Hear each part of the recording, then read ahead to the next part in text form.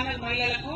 మరి చెప్పవేంది ముచ్చట అంటే చెప్పేదేముంది, మా అక్కలకు తెలిసిందే కదా, ఇష్టం ఉన్నది ఇష్టలేరు, ఇచ్చలేక కొట్లాడ్డా అంతే కదా. ఇంకేమన్నా కొట్లాడతానే కిందికి వస్తారు అంతే కదా. కొట్లాడదాం మరి, కొట్లాడతారు ఎట్లుంటారు, పిడికి ఎత్తాలి.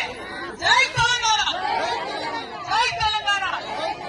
ఆ 2500 మాకు, 2500 మాకు, కిలం బంగారం వెంటనే, కిలం బంగారం వెంటనే.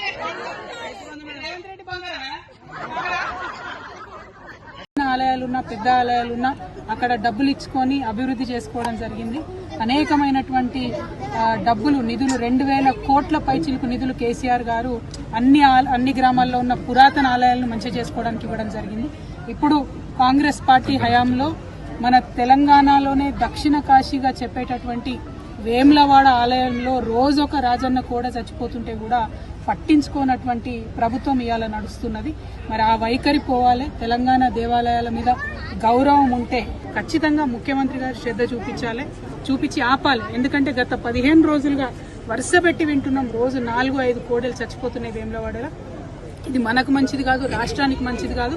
తప్పకుండా ఈ విషయంలో ప్రభుత్వం శ్రద్ధ పెట్టాలని ఈ సందర్భంగా డిమాండ్ చేస్తూ, మరి తెలంగాణలో అనేకమైనటువంటి ఆధ్యాత్మిక క్షేత్రాలు ఉన్నాయి.